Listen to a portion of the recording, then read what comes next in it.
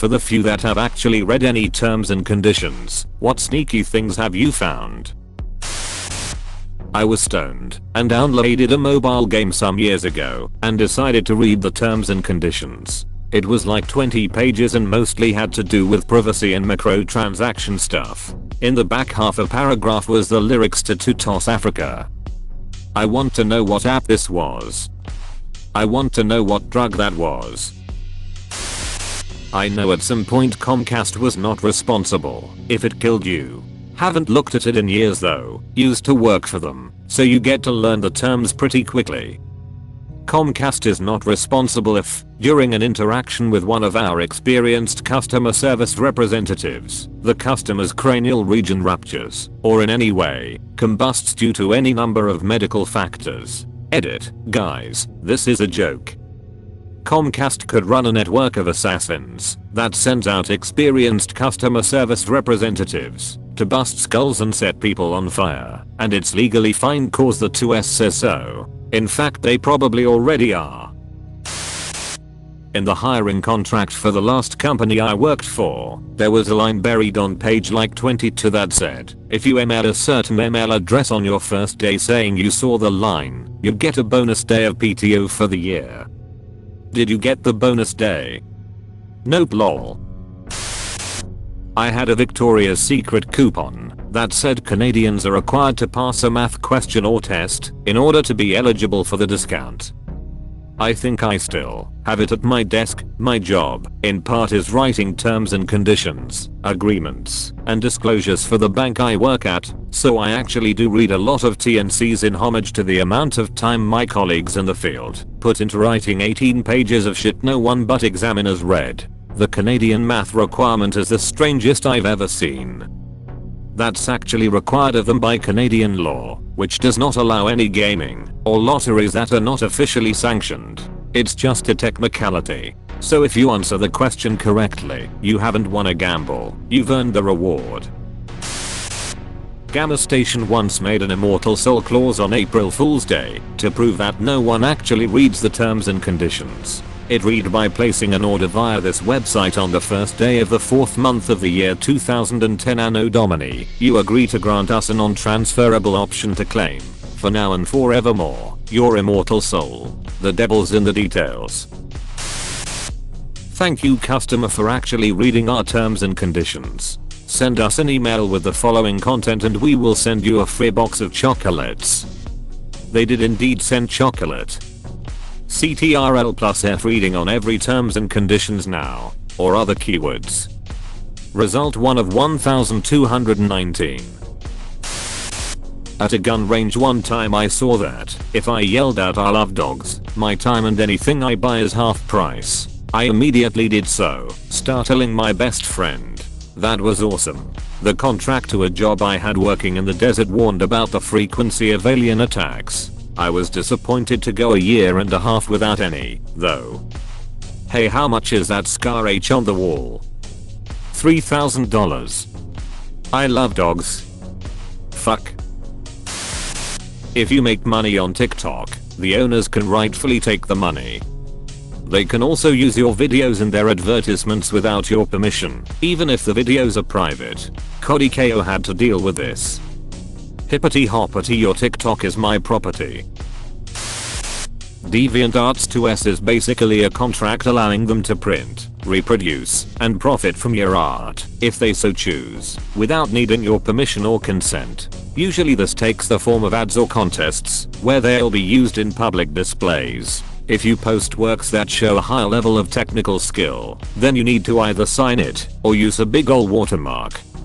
Things like this are pretty common on most art or picture websites. Not saying it's right, just that similar things are common. After reading through all the comments here, I see no one has mentioned how useful this tip can be if you're downloading some shady software. Scroll through the entire 2S and find any checkboxes, then uncheck them. Usually for things like this, that's how various programs and malware will end up being downloaded without you understanding how, which is what will usually happen with people who are especially young or especially old. there will be something written in there, like you agree that you would like to install Mega Super Saver Search Plus to your PC and set it as your default search engine with a pre-checked box next to it, leading to a lot of easily avoided problems. So yeah, scroll through and uncheck boxes when you're downloading something weird. You don't even need to read the terms, just be aware what could be tucked away inside them. This, and the mom cries out, "Why my computer says there's a virus? Why is this bar here? Why my computer got so slow?" It's your video games. I searched about it on the Google Bing and deleted System 32 like it said, but now the computer won't turn on. Your father paid good money for this computer and we're very disappointed in you. I don't have a story myself, but I found this article about a man who won a $1,000 giveaway that was hidden in the URL of an app. The 3,000 people who installed the program before him didn't bother to read it. Back in the day when people legally acquired new music by buying CDs, one of the bands I listened to would hide nice little messages to fans in the copyright/legal fine print in the booklet that came with the CD. Sometimes there would be a small link to a hidden part of their website that had extra content. Pretty cool of them. A while ago, 2011, there was a scam work from home service widely advertised all over Facebook and other places, promising enormous paychecks and a free trial. It was an opt-out subscription service as you might expect. Curious as to how the scam worked, I looked at their T&Cs. There was a clause in there requiring you to pay $10,000 in compensation to the company if you filed a chargeback against their fees. Whilst that would never stand up in court, dealing with debt collectors who might conveniently offer to settle for a mere $3,000 would be all sorts of hell. Nutriboom. Boom boom, baby. I'm a lawyer.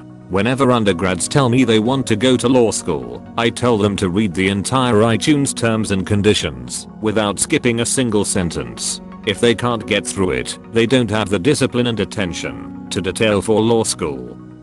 Apple really does not want people to use iTunes to build nuclear weapons. Something must have happened in the past for them to put that in, wouldn't you think? You also agree that you will not use these products for any purposes prohibited by United States law, including, without limitation, the development, design, manufacture, or production of nuclear, missile, or chemical or biological weapons. On Amazon, anytime they want they can take away from me the books that I've bought on Kindle Store. It's the same with Steam games, but I hope that everyone who uses Steam was already aware of this. Edit: since this is gaining traction, here's a specific line: the content and services are licensed, not sold. Your license confers no title or ownership in the content and services. This line isn't in the agreement to bully people, because that would cost them their platform really quickly. It's in there in case they shut down or decide to ban you. But it's still in there. You don't own your Steam library. Sony can sue you for literally not updating your console software if you're connected to internet. What? Probably to go after people who jailbreak if they decided to care at some point. They do care actually. They stopped producing PS Vita, but they still update its firmware and close potential hacking doors. As someone who had to get a privacy policy and read the thing, as far as I know I'm not allowed to use my own service. According to the legal agreement I got with myself and agreed to, in case I do know that I access the service against what's written in the privacy policy, I should contact myself by email letting me know that, so I can erase any private data I got on myself. If I refuse to erase the data, I think I can sue myself. Send help. How do you handle GDPR if you're a brick and mortar store that only does sales in the US? You geo-block the rest of the world. Easy peasy.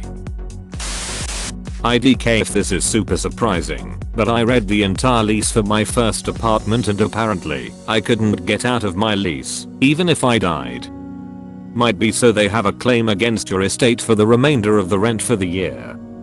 If so, you should be fully entitled to stay in the apartment for the remainder of your lease, decomposing as bodies do. Don't forget to like and subscribe for more videos.